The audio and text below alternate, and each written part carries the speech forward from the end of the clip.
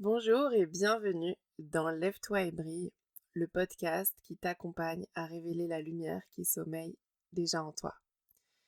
Moi, c'est Nawel, je vis dans les Landes. Depuis près de 2 ans, je suis prof de yoga, créatrice de méditation guidée et gardienne d'espaces sacrés. J'ai créé ce podcast en ligne il y a quelques semaines. Au début, je publiais uniquement des méditations en ligne. Mais aujourd'hui, j'avais envie de te partager un bout de mon histoire. J'avais envie de te raconter ce moment où j'ai dû lâcher la peur pour oser suivre mon cœur qui savait déjà. Pour comprendre cette histoire, il faut que je te parle un petit peu de la Nawel d'avant, si on peut dire. Moi, j'ai vraiment grandi en étant une petite fille plutôt timide, sensible, discrète, qui avait toujours peur de décevoir, peur de ne pas être aimée, peur de ne pas être assez. J'étais cette petite fille qui ne savait pas prendre de décision par elle-même, par peur de mal faire. Peut-être que tout ça, ça va te parler. Euh, Tu vois aussi, quand on commence un nouveau travail, souvent on parle des personnes qui savent prendre des initiatives et c'est plutôt quelque chose qui est bien vu, qui est récompensé. Moi, par exemple, quand je commençais un nouveau travail, j'avais tellement peur de mal faire que je prenais jamais d'initiative au risque que du coup ce soit mal vu, qu'on se dise que je prends pas d'initiative, mais j'avais tellement peur de faire une erreur et de décevoir et d'être mal vue que je préférais rien faire. Bref, je pense que tout ça, ça peut te parler. J'ai vraiment grandi comme ça, dans cet état d'esprit, euh, pour comprendre aussi un peu d'où je viens. Moi, j'ai longtemps travaillé, enfin j'ai toujours travaillé en hôtellerie, j'étais réceptionniste. Euh, voilà, et il y a quelques temps maintenant, je suis tombée donc enceinte de mon premier enfant, c'était en 2022. Et déjà, quand je suis tombée enceinte de mon premier enfant, là, j'ai eu ce qu'on peut appeler un éveil spirituel. Disons que j'ai toujours été sensible aux lieux, aux personnes, etc. Mais je pense que j'avais peur. Encore une fois, on parle de peur aujourd'hui, mais j'avais peur de tout ce qui était spiritualité, monde invisible, etc. Donc j'étais plutôt très très très fermée à tout ça. Quand je suis tombée enceinte de mon premier enfant en 2022, il s'est vraiment passé quelque chose de très fort qui a fait que là, tout est devenu très clair pour moi, presque évident, qu'il y avait vraiment quelque chose de plus grand que moi qui existait. Bref, ça c'est un sujet sur lequel on pourra revenir si ça t'intéresse. Mais c'est quand même une étape importante. Premier enfant, 2022, je, je vis cet éveil spirituel que j'ai pas du tout cherché. Euh, et 2023, je tombe enceinte de mon deuxième enfant. J'étais dans l'entreprise dans laquelle je travaillais depuis quelques temps.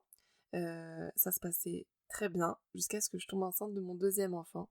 Et là, les choses se sont compliquées, on va dire. Euh, ça, que ce soit du côté des personnes avec qui je travaillais ou du mien, il y avait quelque chose qui marchait plus. Euh, et j'ai l'impression que chaque fois que j'ai changé de travail, soit j'avais un contrat CDD ou saisonnier qui se terminait, mais les quelques fois où j'ai vraiment eu un CDI, euh, c'est comme si l'univers voulait me dire qu'il fallait que ça se termine. Et du coup, les choses commençaient un peu à mal se passer à chaque fois. Alors que j'étais plutôt le genre d'employé un peu modèle qui veut bien faire son travail, qui compte pas ses heures. Enfin bref, je, je, en toute modestie, je pense que je donnais quand même plutôt satisfaction à mes employeurs. Et à chaque fois, c'est comme si l'univers voulait me dire, ça y est, ce n'est plus ta place ici. Et il se passait toujours un élément qui faisait que je sais pas, un conflit démarrait malgré moi, alors que je l'avais pas du tout cherché, quelque chose me tombait dessus. Bref, ça c'est quelque chose qui s'est répété plusieurs fois pour moi dans mes expériences professionnelles. Et donc c'est ce qui s'est passé. J'étais enceinte de mon deuxième enfant. J'avais un premier qui avait que quelques mois du coup, parce que le premier est né en 2022, le deuxième est né en 2023. Et bref, je dormais déjà très peu, j'étais très fatiguée. Et en plus, dans mon travail, ça a commencé à se passer pas très bien, quoi. Moi, je faisais du yoga depuis longtemps déjà, depuis quelques années déjà. Et bref, et j'ai continué ma pratique, même enceinte. Et vraiment le déclic, le moment précis, le jour précis qui a fait que tout a changé, c'était après un de mes cours de yoga, ma prof, j'allais toujours avec la même prof, j'étais vraiment très attachée à aller voir la même prof. C'est pas forcément ce que je conseille aujourd'hui. Je trouve ça chouette d'aller expérimenter avec différentes profs. Mais moi, à ce moment-là, j'avais vraiment ma prof de yoga. Et d'ailleurs, si elle était malade et que j'avais quelqu'un d'autre, j'étais déçue, quoi. Et donc, à la fin d'un cours, cette prof me dit, elle se reconnaîtra hein, si elle écoute, je sais pas si elle m'écoutera, mais tiens, tu veux rester boire un thé ou un café? Ça n'arrive jamais. Donc je reste, je discute avec elle. Et vraiment, le jour où tout a basculé, c'est cette conversation avec elle devant un thé, juste à la suite de notre cours de yoga, où elle me dit, donc on était vraiment en tête à tête. On était je ne sais pas combien d'élèves. Elle m'a proposé à moi de rester. Comme quoi, vraiment, la phrase que je répète tout le temps, c'est dans la vie, rien n'arrive par hasard. Cette proposition de boire un thé ce jour-là, alors que j'étais en plein questionnement de qu'est-ce que je vais faire après une fois que j'aurai accouché, je veux pas retourner dans mon travail, c'est plus pour moi, même le rythme de travail, hein, on va pas se mentir, travailler en hôtellerie avec 2 enfants, ça devenait compliqué. Donc j'étais déjà en plein questionnement de qu'est-ce que je vais faire après. Et elle m'invite à boire ce thé et elle me dit cette phrase qui peut paraître super anodine, je vais bientôt embaucher des profs de yoga dans mon équipe. Et là, c'est comme si vraiment il s'est passé quelque chose à l'intérieur de moi, je saurais pas l'expliquer, mais je suis restée bloquée sur cette phrase dans toute la conversation qu'on a eue, alors qu'on a parlé de plein de choses. Et je rentre chez moi avec cette phrase qui résonne encore dans ma tête. Je vais embaucher des profs de yoga. Moi, il faut savoir que j'ai jamais eu un profil très sportif, j'ai jamais baigné dans ce milieu-là. Je faisais du yoga depuis quelques temps, mais j'étais pas non plus, je veux dire, voilà, l'élève la plus assidue, la plus connaisseuse du milieu. Et, et bref, je rentre chez moi et cette phrase, elle me hante littéralement pendant plusieurs jours. J'y pense et j'en parle à mon compagnon et je lui dis, voilà, elle m'a dit qu'elle allait prendre des profs. Est-ce que tu crois que peut-être elle a dit ça pour moi? Est-ce que... Bref, je pars dans des questionnements. Est-ce que tu crois que je lui écris un message?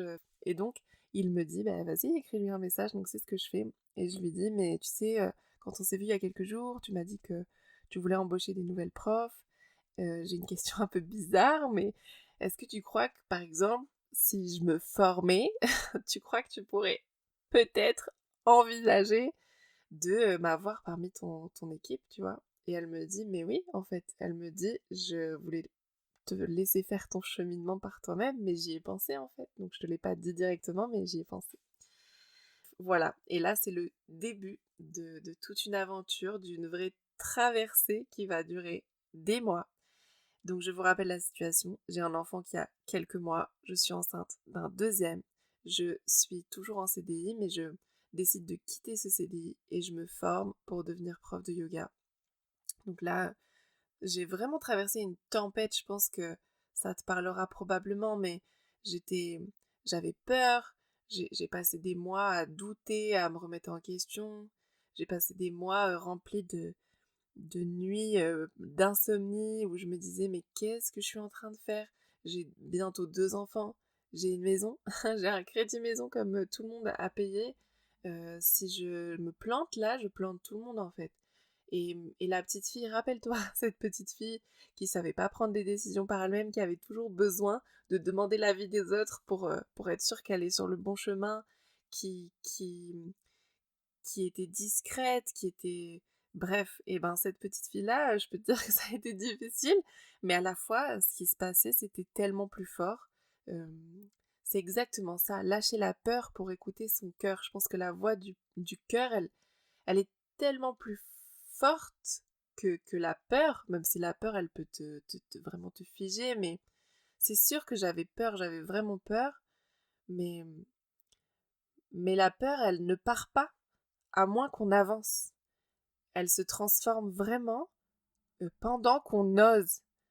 Donc si toi, qui m'écoutes, tu ressens même un tout petit peu cet appel, c'est que pour toi, il est déjà temps aussi. Parce que le courage, j'aime bien cette phrase, le courage ne vient pas avant le saut, il vient pendant. Donc, quand on est dans la peur, la seule chose à faire vraiment, c'est avancer parce elle ne disparaîtra pas cette peur, à moins que tu démarres, tu lances quelque chose.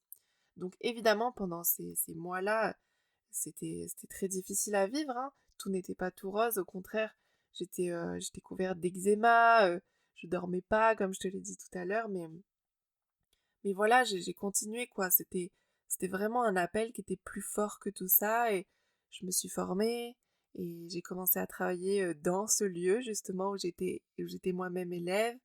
Et ça a pris franchement des mois, c'est un processus, c'est pour ça que je parle d'une traversée, c'est pas quelque chose qui se fait en un claquement de doigts, c'est pas facile, hein.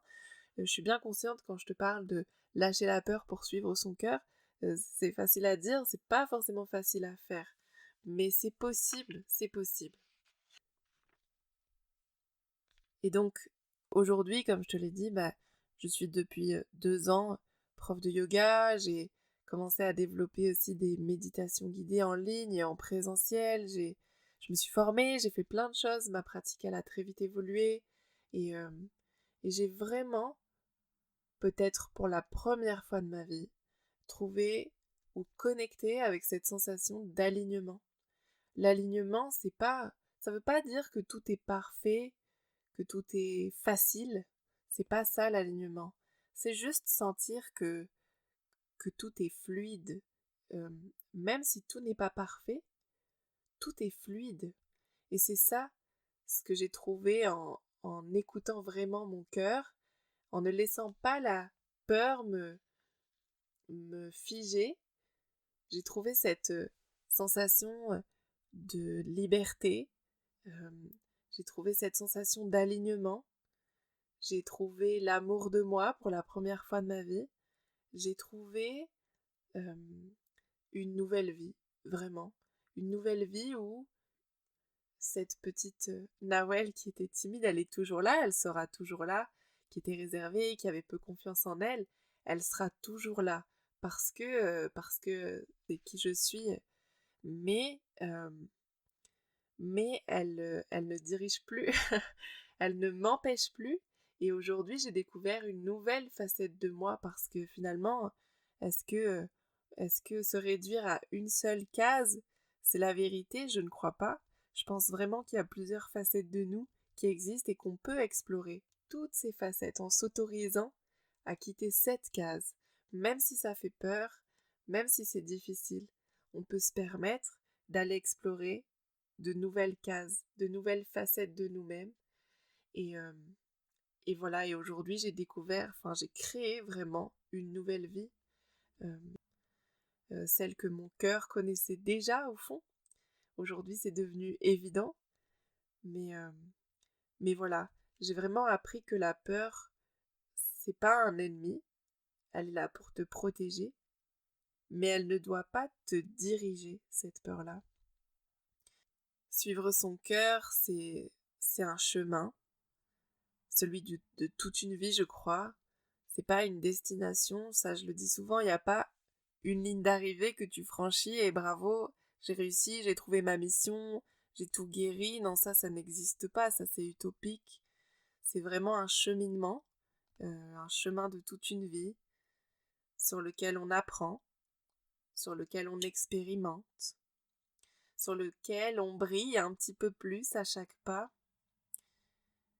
Alors, laisse-toi simplement guider par le chemin, ne reste pas bloqué, permets-toi d'avancer. Malgré les doutes, malgré la peur, ne les laisse pas te conditionner et t'enfermer. Ce serait dommage, parce que tu ne sais pas ce qui t'attend derrière. Généralement, la peur, elle veut nous protéger, donc elle nous demande de rester dans une case là où on est confortable. On est confortable dans cette case parce que on sait ce qu'on y trouve. Alors que si tu quittes cette boîte qui t'enferme pour aller à l'extérieur, eh bien, parfois tu peux trouver quelque chose d'encore plus grand, d'encore plus beau. Euh, Sauf que c'est incertain. Et c'est de ça que la peur, elle veut te protéger, de cet inconnu qui t'attend. Mais peut-être que cet inconnu est encore plus beau. Ce serait dommage de s'en priver. Voilà pour ce premier épisode que je voulais te proposer aujourd'hui. J'espère que ça aura résonné pour toi, que ça t'aura plu. Je pense que la peur, on peut vraiment la rencontrer dans plein de facettes de notre vie. Moi, je t'ai parlé de ce qui s'est passé pour moi d'un point de vue professionnel dans ma carrière ces dernières années, mais la peur, elle se présente dans tout un tas de situations, peut-être dans ta vie familiale, amicale, dans ta vie sentimentale. Bref, dans tout un tas de situations, tu peux être figé par la peur et aujourd'hui, c'était simplement un rappel de ne pas la laisser t'arrêter, de ne pas la laisser te contrôler. Alors, si cet épisode t'a intéressé, n'hésite pas à t'abonner pour la suite et aussi pour être informé des futures méditations guidées que je vais mettre en ligne.